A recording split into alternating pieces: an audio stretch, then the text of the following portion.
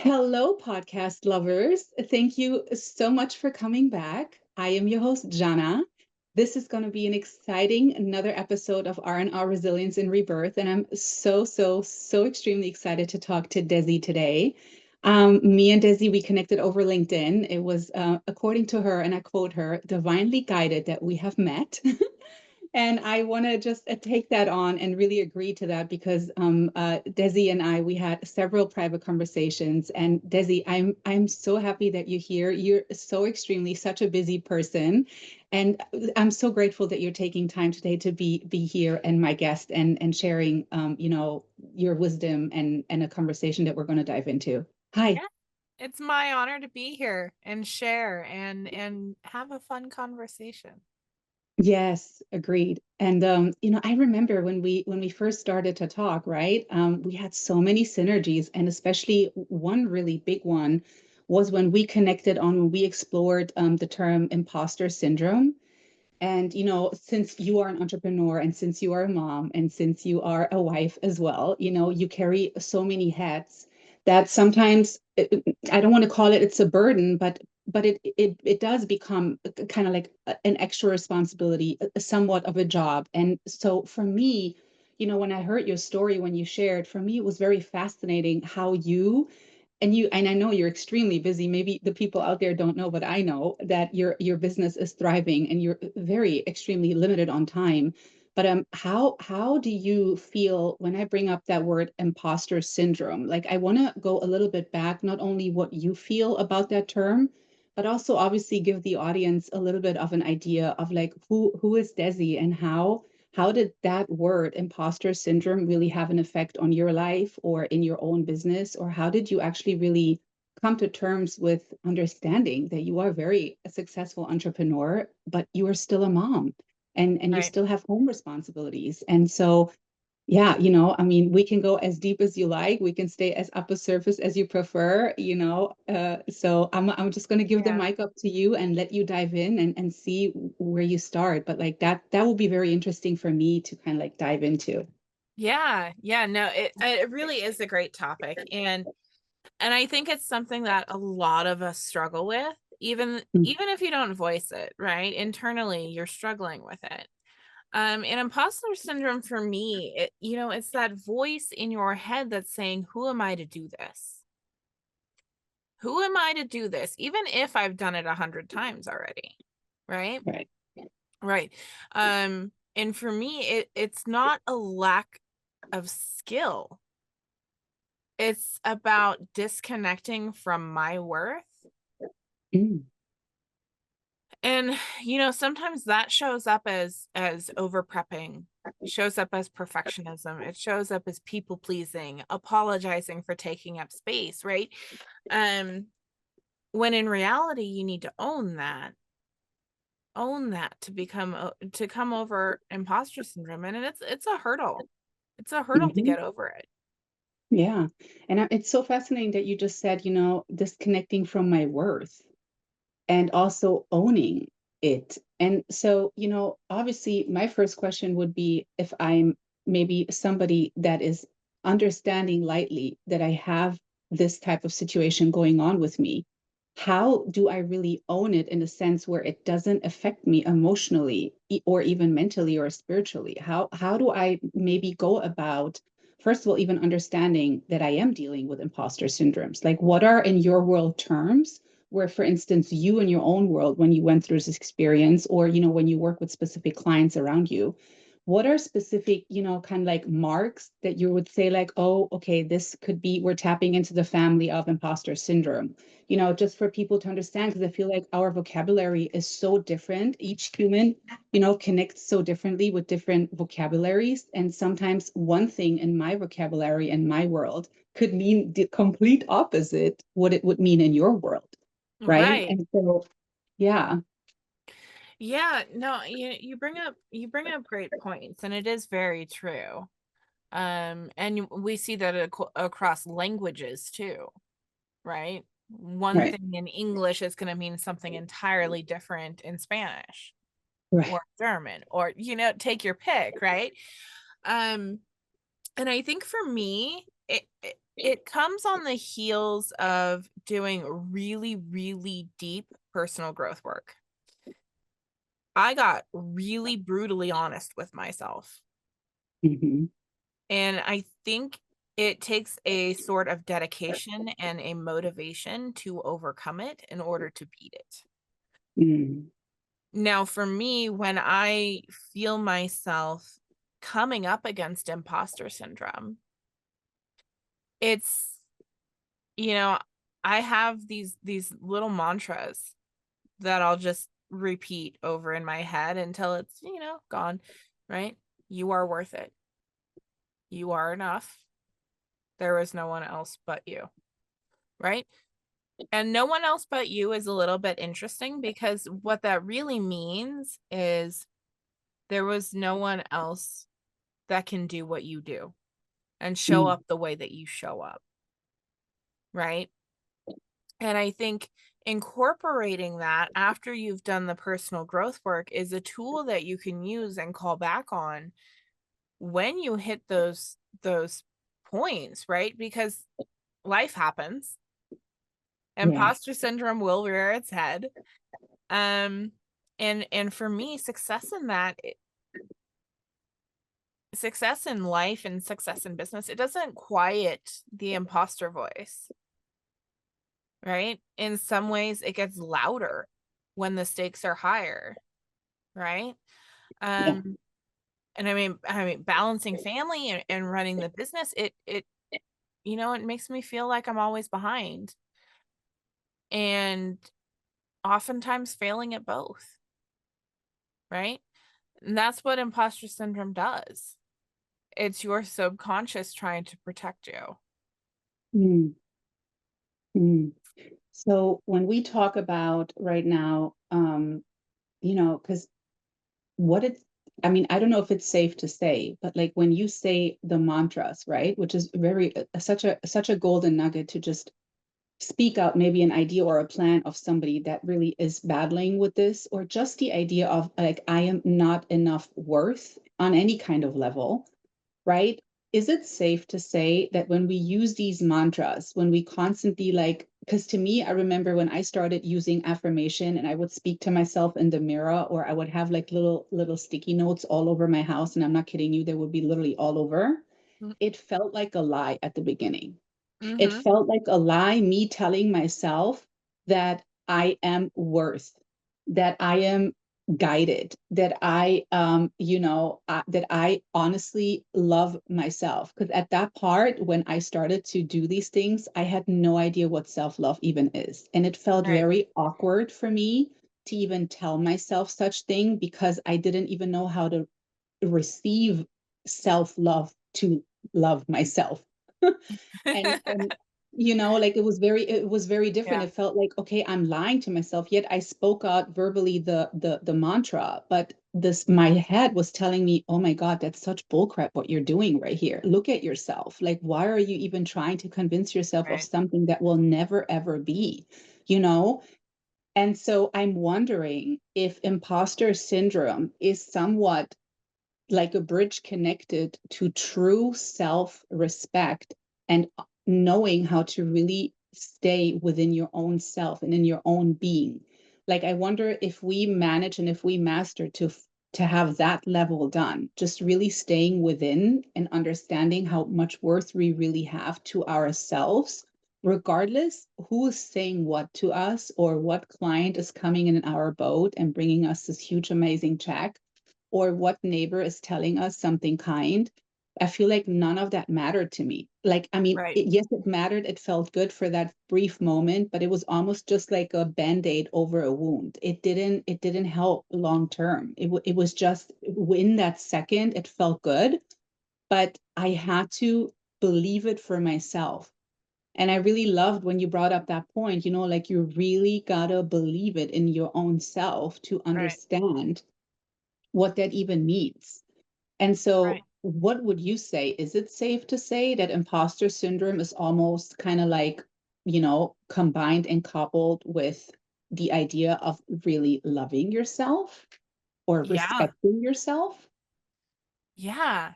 Absolutely. And I think, that's like 99.9% of overcoming imposter syndrome, because everything is generated by our subconscious, right? And we touched on something, and I totally lost my train of thought because I got sucked into what you were saying. However, it's really, really important. Oh, one thing that I live by is what you speak about comes about. So when you say it out loud, it will manifest. It may take some time, but keep speaking it. Right. And watch it come about. And it's very interesting when you do that to see how it comes about, because oftentimes it's in the most unexpected ways. Right. And I think for imposter syndrome, I love the sticky notes. Sticky notes are a great idea. And I would say, I invite everyone who's listening to create your own mantras to come over imposter syndrome. Know your worth, know your value, and don't let anyone tell you different, including yourself. Right. That part. Right. I think that's really that part. I think it's really that's the biggest, in a sense, negative point of it all. You know what I mean? Like, it's really what we create in our head, and that really is also shows you how powerful your mind really is. Like, if you sit there and you tell yourself all these things, and I want to say it was somebody, and I unfortunately forgot his name. I know it was a man who one time said, a very wise man, and he said, no matter if you believe that you are right or wrong, you are right in either way. If you say you can do it, you can. But if you say you cannot, then you cannot. Like, in a sense, the choice is really yours, right? But I think that was really my biggest hurdle to overcome, because in my logical mind, I was like, okay, obviously I don't want to feel like I don't matter. Obviously, I don't want to feel like that I have no self-worth. I want to feel like I am the queen and I am the everything to myself. But how do I get there mentally when all those things are popping in? And now I'm inviting the outside world of like, well, this isn't going right, and that isn't working out, and this relationship failed, and that friend of mine tells me she doesn't want to be a friend with me anymore. And it's like those things where I was like, how do I challenge myself to really get out of those thinking, out of those thought patterns? How do I really do that? And I wish I would have had somebody like you in this moment, or that just told me about the sticky notes or whatever. Because it was, I mean, it was such a long way for me to really learn about this.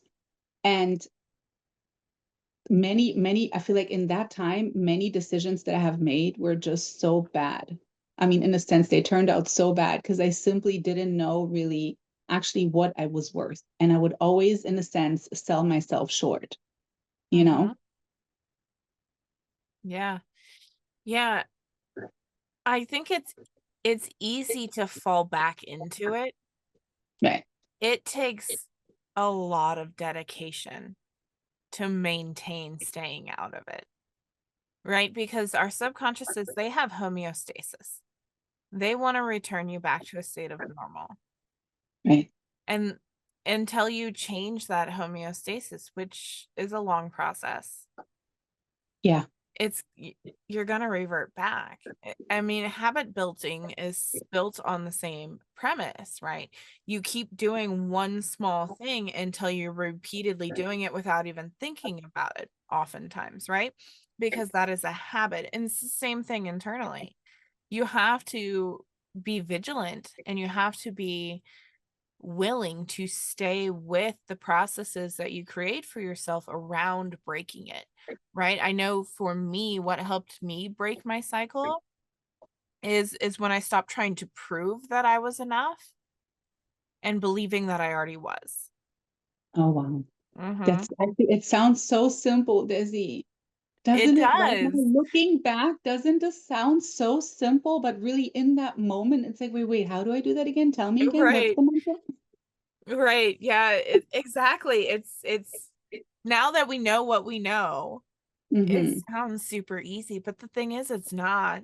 It's not No. easy, it's hard, right? One thing that I found that has helped, because this is actually something I teach my clients as well, is creating a power statement along with your mantras. And that tends to change the game. And a power statement, you start it with, I am someone who. And you do a power statement. Make it as powerful as you can, right? Mm-hmm. And I filled in that blank with truth, right? Mm-hmm. You got to be honest, Mm-hmm. because if you're not honest, you're going to be in misalignment with yourself, and that's nothing's going to change.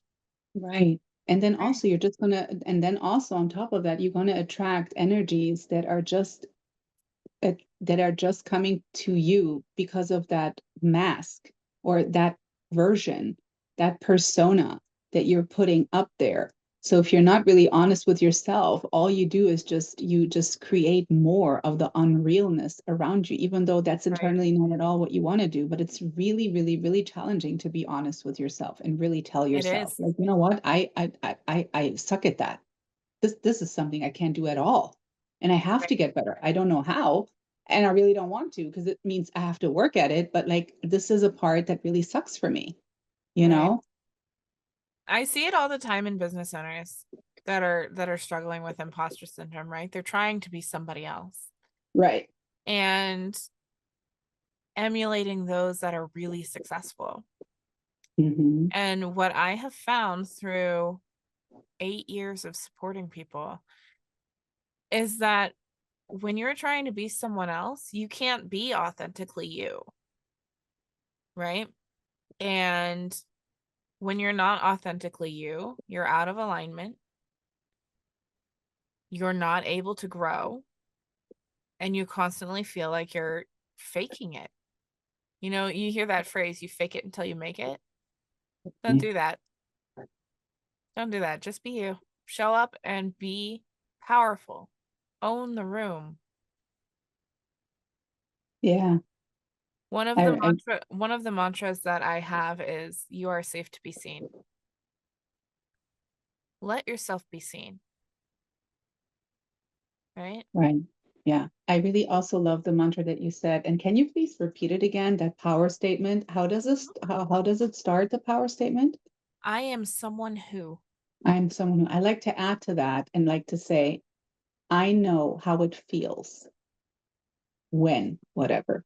Like I know how this feels, you know, because it's I feel like it's really starting to with those things, kind of like you pumping up yourself and you know, kind of like, and you can call it whatever. I call it in my world back in the days, I'm lying to myself, but you know what, it worked anyway. So whatever people want to call it, but like I feel like, you know, just that part of trust, you know, somebody that this I really valued about this person, and she once said to me, she's like, just trust your life, you mm, know, just literally trust your life.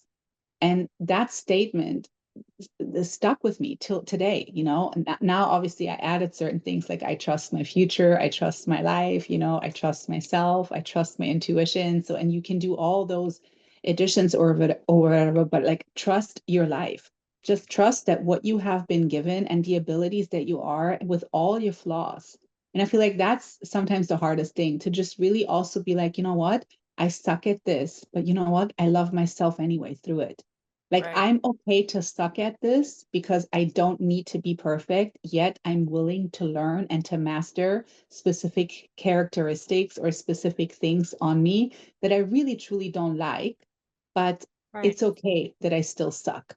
You know what I right, mean? Like always that green path of like nothing has to be changed in one day to the other. Like, because I feel like back in the days I would pressure myself so much of like, oh my God, I did it again. I behaved again that way. I mm, acted again this way, you know, my character that I wanted to change, parts of that again came out. And I'm like, and right, I would punish myself so badly internally that I would really waste so much time on punishing internally myself by you know, not speaking kindly to myself and not being kind to myself in a sense in my mind, instead of just saying, okay, this was a mess up, this sucked, let me do damage control and let me try it again, right? So investing energy and just like, get up and do it again kind of attitude. Right. Right. Yeah, yeah, no, exactly. I mean, you hit the nail on the head with the flaws, and it's something I was going to bring up and when it came about, but you beat me to it, right? The flaws, yeah, you gotta love your flaws, and if you don't love your Mm, flaws and you really can't live with them, then change them. mm, You mm, have that power to, right? Um, Oftentimes what I will do is I will surround myself with people who reflect back the truth when I forget it, mm, right? And mhm, you'll hear this a lot too. It goes around, but you are the sum of the 5 people you hang around the most, right? Now that can be influence, income, all sorts of different things. For right. me, it's also the spiritual aspect, the energetic aspect of it, of who I surround myself with. And I am very selective with who I surround myself with. Hmm. Because if you know human design, I'm a generator, and that means I suck up the energies of people around me. And if there Hmm. are negative energies, then I am going to feel all that. If they're really super positive energies, I'm going to feel all that too. But it's a higher vibrational frequency that I can Right. actually operate and function on. The Right. negativity, I can't, right? Yeah. Yeah. So I have to be very careful to protect myself because I Hmm. know my worth, Hmm. right? Yeah. Yeah. Yeah. I resonate with that because especially when we talk about human design, I'm a projector. And so, for me, I understand exactly what that means. And, projectors are very rare. I think it's Right, only 10 or 20% globally. And so, for me, it it's really about needing to get an invitation to either, voice my idea or be invited even on a date or something. And obviously I didn't know about this. And so my entire life I did exactly the opposite. right, And so I felt the riff of it, and then when I started to learn about human design and I also understood about myself when my mom had passed that I'm actually a natural born empath, which really also resonate with you when you said that you pick up those energies, no matter if good or bad. For right, me, even it goes on another level that when I would enter a room, I would all of a sudden feel somebody's headache or shoulder pain or irritation. And then I would leave that room feeling all those symptoms. right, And so that's why when you say selective energy, I think it really doesn't matter if you are in the realm of human design or energy or not. I think like just really being selective of what you really invite into your circle and invite into your business or into your life.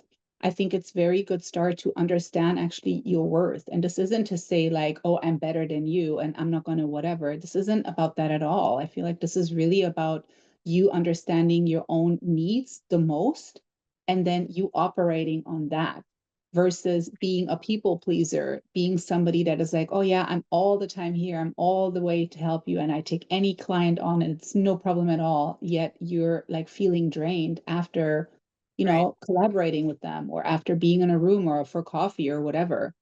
And so, for me, it's also like when we talk about, the environmental stuff, do you think that that plays a big role? Like environment, like your own environment where you are, not necessarily where you grow up, because I feel like you can't really change that somehow, not at the beginning, but like the environment you chose, like the city you live in, the place you rent, the place you buy, the friends you pick, or whatever. yeah, absolutely. I think environment plays a big role Yeah. in it. And when we're younger, we get put into situations where we're surrounding ourselves with people who we may not have a choice to be around, right? And I think that leaves imprints in the Mm, subconscious of, no, we're not going to go into situations like this because we felt this way and I really felt uncomfortable, right? It's the body's way of saying, no, if you go that way, you're going to die, right? That's what homeostasis is keeping you out of death. mm, And I think for me, I grew up in California, and that was a really negative environment for me to be around. I didn't have my personal growth through work until I was able to move away and have the space and the freedom and the bandwidth to do it. Mhm. Wow. Right? Because especially if you live in a big city, it's harder because you're surrounded, right? I live in the country now. It's super easy for me to go and find peace. And I sought that out, right? I Yeah. don't settle for something. Change the situation. Um, I look Yeah. I look at it as when imposter syndrome rears its head, and it does from time to time, when you're on a big stage, right? When I'm on a big stage, I'm like, who am I to be here? Right? Yeah. And then you have to go through your mantras and then you get up on stage and you rock it out, right? But for me, when it rears its head, it means that I'm standing on the edge of my next expansion. Mm. I look at it as a growth opportunity now, not Mhm. something that's holding me back. Mm. And I think that's an important distinction because a lot of people look at imposter syndrome as something that is negative. But I would invite you to start looking at things on how they're a blessing, right? Because imposter syndrome is there to show you where you can grow. Wow. So basically you're saying, and it's a invitation to your soul leveling up. Yeah. Yeah. Wow. Yeah. I've never looked at it that way. I think that's such a wonderful way of turning something, kind of like making your poison and turning it into a medicine. Yeah. I love that. I know for me when I was first going through and breaking through this stuff, I had to come back to my soul, Mhm. right? My imposter syndrome, it's not just mental. It for me, it was really spiritual misalignment. I was not aligned with who I was supposed to be, right? And supposed to be, quote unquote, is what you make it to be, right? Okay. I had a path over here that I had laid out, but I was going over here, right? Is a big spiritual misalignment there. And for me, manifestation of that spiritual side reminded me, like I said at the beginning, what you speak about comes about. Mhm. I needed I needed to really sit with and rewrite the narrative that I was telling myself. Now I reframe everything in the positive, which it amplifies as I continue on because I'm building on that habit, right? So now when life happens, which it's going to, right? I have tools and I have resources and I have things that I fall back on. I also have an incredible support community that I can call on. I have different supports for different areas of my life, right? Yeah. And I think that's a really super important part of it because if you're not supported in it, Mhm. you have to have a ton of self discipline Yeah. to hold yourself accountable. And that's not always easy. Yeah. Yeah, it's Yeah. very hard. I think like having different mentors in your life, and it could be anything, it could be like, a friend that you constantly just play guitar with, or Right. somebody that you really just dwell problems on, like your own, I mean, it could be a therapist, it could be whatever, or like your own outlets on things, just where you like, where you really discuss those specific outlets with specific mentors or like specific coaches of your own. Because I feel like every great coach has a coach too, like I feel like every successful entrepreneur has like amazing people in their teams and they're not doing everything by themselves. And I think it's Right. completely okay to also be like, you know what? I don't know how to handle this. I absolutely have no idea. I just know it bugs me. I don't like it. I want it gone, but I don't know where to start. And I think Right. it goes back to your original point of being authentically so raw with yourself, of really speaking on, man, I suck at this. I suck at this so much and I don't know how to make it go away, but I need to look at that because I feel like, somebody that was on my podcast too, he said it, his name was Kelsey, and he said that when he started to, take his problems from Monday to Tuesday, and he rolled them over from Tuesday to Wednesday, and then he rolled them over from Wednesday to Thursday. By Sunday came, he had a full bucket of problems just because he was such an avoidant personality, not wanting to look at that, you Right. know. And so I think this kind of fits in here too, is like, the more you just push stuff away and the more you just really tell yourself, like, you know what, I don't know how, it's too expensive, it's too this, it's too that, I have no time, blah blah blah, you Mm-hmm. know. It could be like 5 minutes in your day where you just literally take 5 minutes out of your busy day and just seriously so intentionally dedicate that to yourself and just be like, you know Right. what, I'm just going to sit by myself in my car for 5 minutes, Right. or I'm gonna lock myself in the bathroom for 5 minutes and do not come out. I don't care Right. who wants what. Like it's these 5 minutes are mine. Right. And A lot of times, I mean, for me, because I homeschool and I've got my family's around me all the time. A lot of times right, for me, that time is my shower, right? It's yeah, when I can sit and just be with my thoughts, uh, right, and my own energies, right? Not being surrounded by anybody helps bring you back to spiritual alignment. And I think something else you pointed to there that I have done a lot of work on is creating results and not creating excuses, oh, okay, right? It's results, yeah, not excuses. If you say I don't have enough time, that's hmm, an excuse. That is an excuse not to get the thing done. The everyone I heard this recently, everyone in the world for all time has had 24 hours in a day. Look at Da Vinci, Aristotle. I mean, some of these thought leaders that have shaped the foundations that we now operate from, right? right, They had the same amount of time as you do. What can you do to create a result in the time that you create an excuse? Right? And it doesn't have to be a big result, right? One small step forward in the direction of the end goal is a result. You're making forward momentum, you're making forward progress. right. And I also think like just having the intention set, Yeah. I really want to do that. Even you didn't do anything yet. You didn't pick up the phone, you didn't find a resource, you didn't do anything, but you just told yourself, I'm gonna do it. Done. Yep. Like I will do this no matter what, and I will find a way. I feel like every big or small thing to me starts literally with an idea in your head, and it's like a light switch. And when you're ready, how long does it really take to put the light switch on so the light is on? That's like 1 second. But I feel like that walk to the light switch for some people, this takes years. Right. This takes months, years, decades, even sometimes. Do you Yeah, know what I I mean, mean? it took years for me. I mean, we're talking about the proverbial light switch here, right? Right.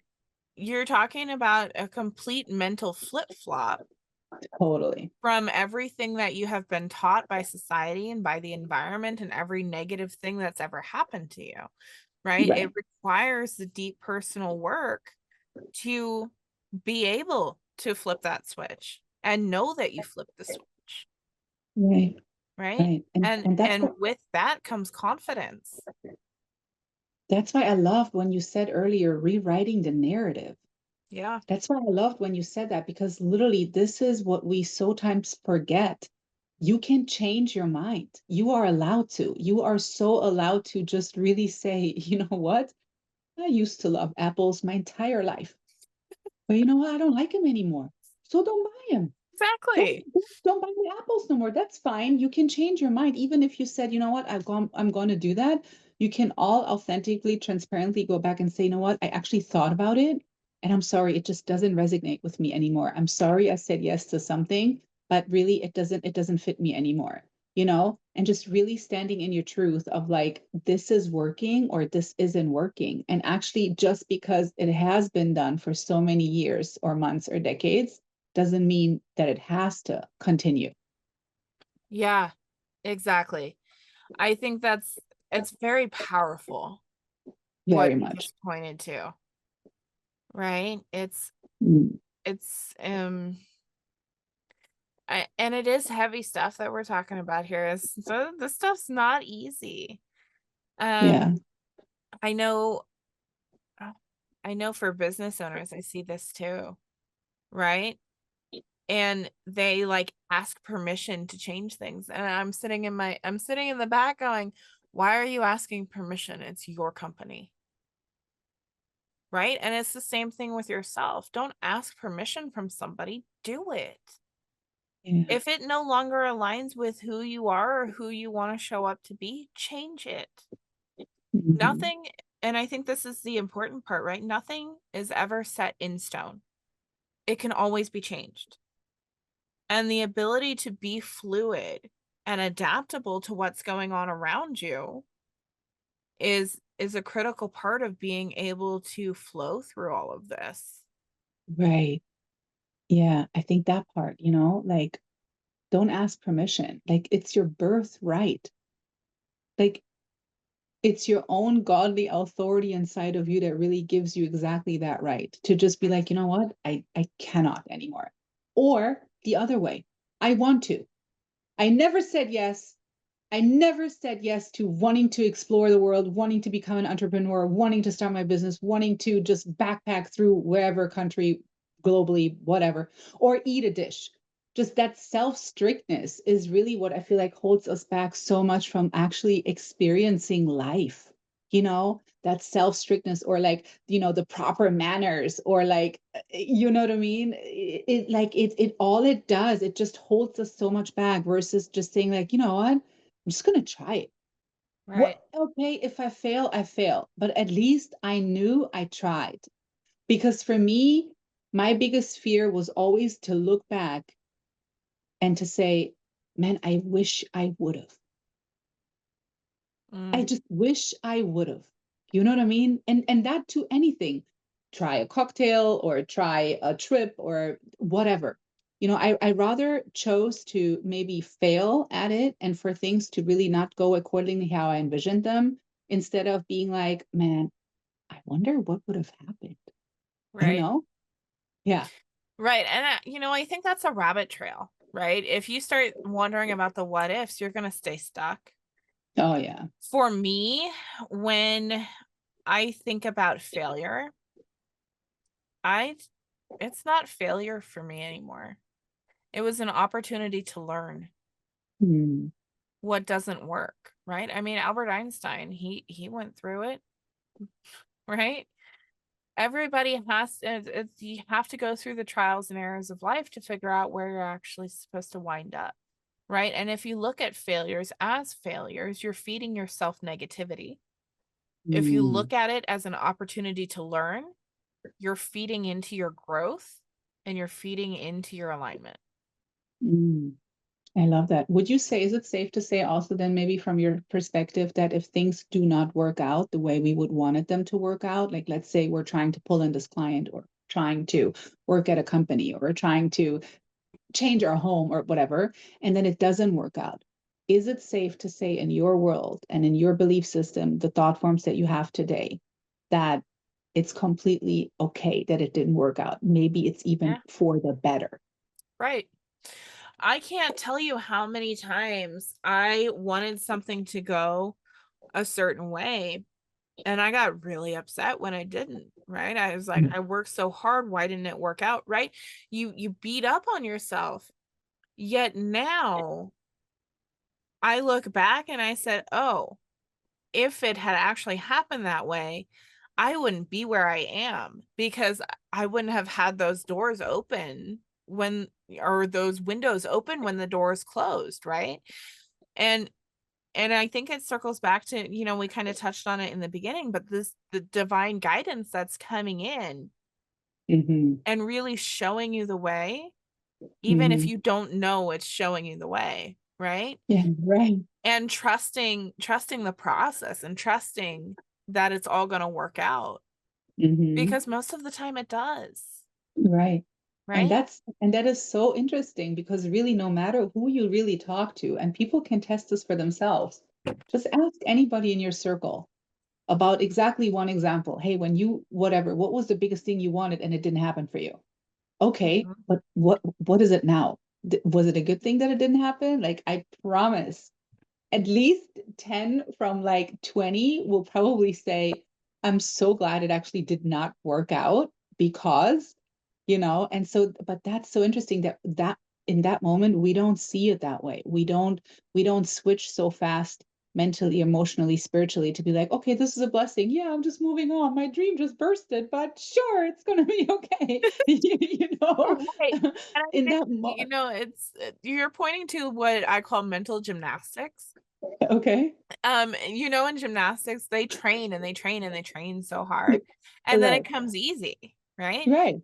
Yeah. So for me, a lot of what we're talking about here, it was mental gymnastics. I have now Mhm.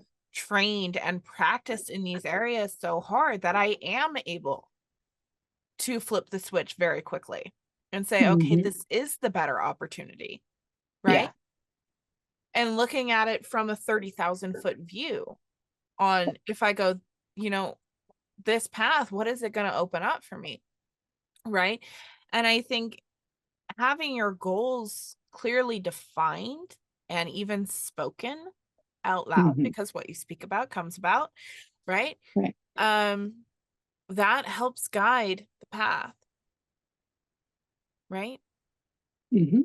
Yeah, it's almost like you claiming it the same way you Right. claiming negative things. When people say, "Oh, they couldn't make it because all of a sudden they got sick," but really they didn't get sick, but it sounds like a reasonable explanation not to make it to an event or whatever.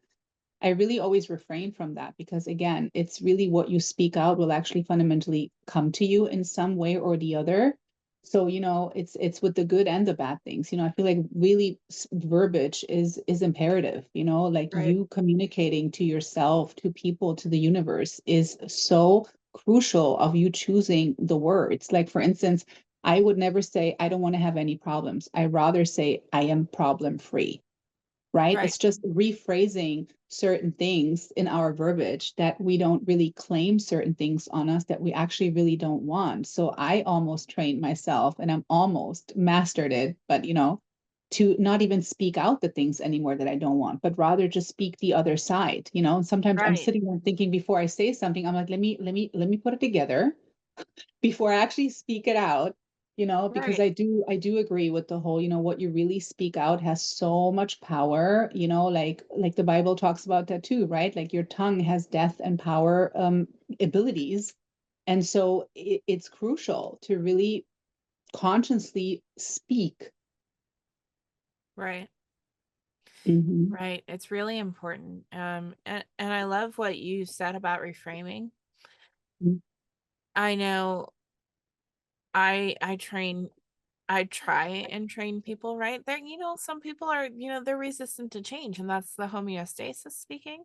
To I will say this: if your homeostasis is keeping you from even trying anything, Right. keep trying, because eventually it will break, Yeah. right? Okay. And then you'll feel massive amounts of relief and freedom and, Empowerment too, right? Like power, right? yeah. Yeah. Right. But reframing is really critical. I love that you said that you don't speak out the negative anymore. I love that. For me, when I have to speak out negative, I Mm-hmm. reframe it to be more positive, Hmm. right? So it's not, I don't want X to happen, right? It's, let's make Y happen instead. Instead, right. So Right. again, solution oriented verbiage also, yeah? Right. Right. Yes. Yes. Even if it's, Hmm. even if it's incorporating something negative, you Yeah. can still find a way to reframe it to be a positive and create an opportunity and maintain an air of positivity around you, because that's going to elevate you rather Hmm. than speaking out the negatives and being around negativity. That's just going to drag you down. Right. And Right. I mean, I do want to add here, that I feel we need both aspects in life, right? We need Yeah. darkness, we need light, we need negativity as much as we need positivity. But I think really when what we're really referring here to is really like just how we choose to speak certain things or about certain scenarios, because I feel like there's no point of dwelling on something negative and speaking death towards something that is already happening that is negative, but versus then choosing light path to throw kind of like a white blanket on whatever is happening, and so just kind of like moving on from that. So, but yeah, but I know that you several times we kind of here and there a little bit talked about your clients. Is it okay if you share a little bit what you actually do with your clients? Like if somebody is choosing to work with you, like what is your ideal client, or like who is really somebody that, you kind of like I don't know, transform? Yeah, I'd be happy to share it. So let me ask you this. Do you know how superheroes have sidekicks? Yes. Yeah, that's me. Okay. So my company helps mission-driven, heart-centered coaches, creatives, speakers, visionaries stay in their genius and stay in Mm. their genius without stressing over the details, stay in the genius without burnout, without anxiety, without overwhelm, right? All of these critical pieces that are dragging, especially small business owners that are solopreneurs, right? Right. From burning out, from flaming out, right? Is I don't know if you know the statistic, but 84% of small businesses fail within the first 5 years. Wow. Yeah. And that is Pretty a hard. staggering number when you think about how many small businesses are out there, Yeah. right? So it's whether you're looking for group coaching, we have the Startup to Six Figures Plus Academy. We have done for you services where we cover we do virtual event production, but we also cover all main areas of business, right? Operations, production, finance, administration, HR. Um, or if you want to go really deep, I am a fractional director of operations, right? Mm. So that this is high level support to run your team, to run your company and scale with ease. All of these things, we're there for you to take care of things behind the scenes. Because behind the scenes gets chaotic. It is Right. so chaotic. Right. Uh, and you can't grow fast, you can't work smart, you can't actually enjoy your business, and oftentimes you lose the passion and the reason why you even started the business in the first place, Because it gets right? overwhelming. It's overwhelming, you're stuck in you're mired in all the details of everything, Right. when that is not what you're truly there for, right? It's you are there because your zone of genius, the thing that you love to do that only you can do,